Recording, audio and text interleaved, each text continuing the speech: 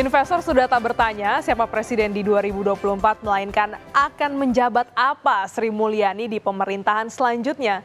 Sosok Menteri Keuangan dinilai sangat fundamental, termasuk menarik kepercayaan investor.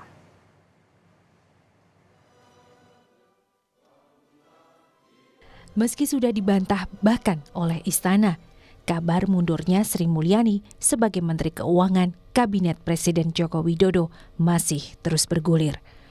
Sumber Kompas TV yang merupakan investor bahkan bilang, market sudah tidak lagi bertanya siapa yang akan menjadi presiden di 2024, melainkan akan menjadi siapa Sri Mulyani di pemerintah selanjutnya.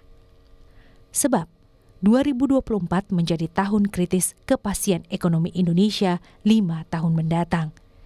Targetnya tak mudah, harus mampu mengantongi pendapatan 2.800 triliun rupiah untuk membiayai anggaran belanja 3.325 triliun rupiah. Defisit atau kekurangan anggaran satu-satunya hanya dicari lewat utang, yang artinya ruang fiskal terbatas dan memprioritaskan sektor produktif penyumbang pertumbuhan. Di saat yang bersamaan, Indonesia juga butuh investasi jumbo 1.650 triliun rupiah agar ekonomi terus berjalan. Harus diakui lah bahwa memang tahun politik ini gak gampang, bos. Tahun politik ini, waduh, ini mulut kita meyakinkan orang itu minta ampun.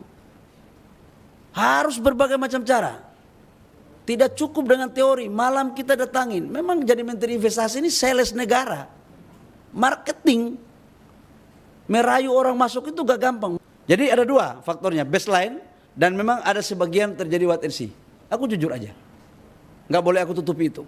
Tapi ada kepercayaan dan itu menjadi tantangan bagi kami. Tim di Kementerian Investasi, DPPTSP untuk tetap meyakinkan bahwa sekalipun tahun politik tetap clear. Berulang kali dikabarkan tak nyaman dengan keputusan Presiden Jokowi atas langkah politik 2024, Sri Mulyani hanya mengeluarkan dua kata, "Saya bekerja." Saya bekerja aja. Yang disampaikan Pak Faisal. Tapi wacana yang berkembang, Bu, betul nggak Bu diajak Bu untuk mundur, Bu? Ada perselisihan sama Pak Prabowo, Bu? Tanggal mundurnya, Bu? Ada perselisihan sama Pak Prabowo, betul, Bu? Sedikit aja, Bu Hadi. Bu Hadi, apa nggak benar, Bu? Terbaru, Sri Mulyani secara terbuka menyatakan tentang netralitas. Tahun pemilu, jaga sikap kita. Netralitas itu adalah sesuatu yang sudah menjadi keharusan. Anda bisa punya preferensi apa saja. Lakukan pada saat Anda di kotak suara. Itu adalah value yang menunjukkan bahwa kita sebagai manusia diatur oleh undang-undang dan diatur oleh tata krama. Kompas TV bertemu dengan sumber yang dekat dengan putaran ekonomi. Kini, pertanyaan mereka bukan lagi siapa presidennya, melainkan akan menjabat apa Sri Mulyani di 2024. Indonesia saat ini membutuhkan investasi yang besar. Selama ini kita mampu berkompetisi dengan adanya the right person in fiscal and monetary policies. Tanpa itu, investor akan bertanya, bagaimana keberlanjutan iklim investasi di Indonesia? Belum ada sosok sekaliber Sri Mulyani yang mampu menarik keyakinan investor. Tekanan politik yang menyangkut teknokrat dipastikan akan menyangkut persepsi investor. Tentu menyangkut persepsi ya yang terbangun.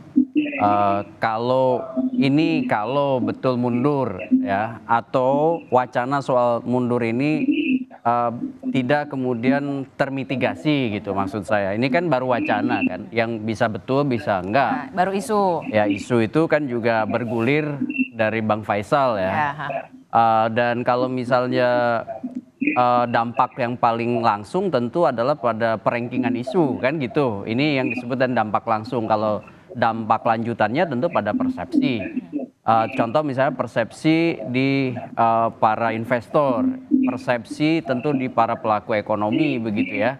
Dan ini kan terhubung dengan situasi yang krusial. Kenapa? Karena fase menjelang perhelatan pemilu 14 Februari tentu punya dampak politik gitu. Selain persepsi di para pelaku ekonomi, dampak politik, terutama misalnya soal relasi yang terbangun di kabinet. Investasi adalah tentang kepercayaan, penentu nasib ekonomi.